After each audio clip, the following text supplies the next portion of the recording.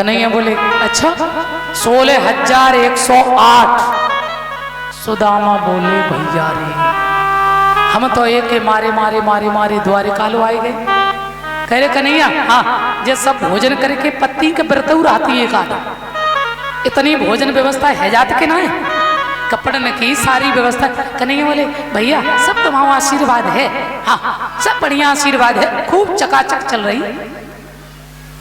तो एक काम कर लो जे तुम्हारी ये अर्धांगिनी तू जिनको अर्धांग अब तू ही हमें प्रणाम कर ले और हम तो दे दे आशीर्वाद। भैया ऐसे हम अगर आशीर्वाद देंगे तो 6 महीना जाएंगे। भैया तू ले ले आशीर्वाद, तू अपन बांट तो रही हम तो चले। बोल गोविंद भगवान की। कन्हैया बोले बड़े भोले हैं सुदामा जी, सबको आशीर्वाद दिया सुदामा ने और प्रेम से जा रहे हैं। एक बार मन में आया कछु दो न, फिर मन में आया नहीं नहीं अच्छा किया कन्हैया ने जो कुछ दिया ना, कम से कम मन तो भगवान के चरणों में रहेगा। सुदामा द्रवण देश में पहुंचे, वहां सुंदर भवन बना खड़ा है। सुदामा देख करके घबरा गई, अरे अच्छी कन्हैया तेरी यारी सो घरवाली खोई गई, पतो ना कौन से राजा ने महल बना लो पत्नी निकाल दी हमारी। सुदामा बैठे रो रहे। जैसे ही भामिनी ने देखा तो भामिनी आरती का थाल सजाया और सब सहेलियों के साथ सुंदर वस्त्र आभूषणों से सुशोभित और सुदामा की आरती करने दरवाजे आई हैं। विद आरती सहित सुदामा को अंदर ले गई। सुदामा ने सारी दशा देखी, भामिनी ये सब किसका है? तो कहने लगी इसीलिए तो भेज रहे थे द्वारिकाधीश के पास, सब उन्हीं की कृपा है। सुदामा बोले अच्छा तो एक काम करो तुम रहो जा महल में और हम तो चले, हमें करना भजन, सुकुम जंगल में झोपड़ी डाले। सुशीला कहने लगी जब तुम नहीं रहोगे तो हम क्या करेंगे? दोनों ही महल को त्याग करके चल दिए। तो पीछे से आवाज लगाई हमारे गोविंद ने, सुदामा। और जो ही पीछे मुड़ के देखा मेरे गोविंद खड़े हैं, प्रणाम किया। कृष्ण तुम? भगवान बोले कहाँ जा रहे हो? बोले कन्हैया ये सब वैभव देने की क्या जरूरत थी? अरे इस माया में यदि मन लग गया तो तुम्हारा नाम जब छूट जाएगा, ये महामंत्र मेरे मन से निकल जाएगा। इसलिए प्रभु मुझे इस माया मोह की कोई आवश्यकता नहीं है, मैं जकड़ जाऊंगा। भगवान बोले सुनो ये माया तुम्हें नहीं सताएगी, इससे दीन गरीबों की रक्षा करना। मित्र हो तो ऐसा हो। आज सुदामा की गरीबी को दूर किया है भगवान ने। द्वारिकाधीश ने अपने मित्र को अपनाया। ऐसे ऐसे मित्र हैं दुख में छोड़ देते, सुख में आ जाते हैं। पर मित्र भी बनाना है तो भगवान को बनाओ जो जीवन में तुम्हारा कभी साथ ना छोड़े। बोल साई नर्मदेश्वर भगवान की। आ जाइए, इधर द्वापर का अंत है, कलयुग की बारी है। और बड़ी सुंदर परीक्षित मोक्ष की कथा को सुनाया श्री सुखदेव जी महाराज ने। भगवान कन्हैया जब द्वारिका में रहे, एक बार बच्चों ने संतों का अपमान किया तो संतों ने श्राप दे दिया कि तुम संत का अपमान कर रहे हो, जाओ मैं श्राप देते हैं, तुम सब आपस में लड़ लड़ के मर जाओगे। भैया ऐसा समय आया है कि जब भगवान कन्हैया पांडवों के साथ में रहे, विजय श्री दिलाई, उत्तरा के गर्भ की रक्षा की है, जिसमें परीक्षित का पालन पोषण हो रहा है। और सब कुछ करने के बाद भगवान द्वारिका गए अर्जुन के साथ में। अर्जुन वहीं रहे। इधर परीक्षित का जन्म हुआ तो भगवान गए परीक्षित को आशीर्वाद देने। पुनः भगवान द्वारिका गए।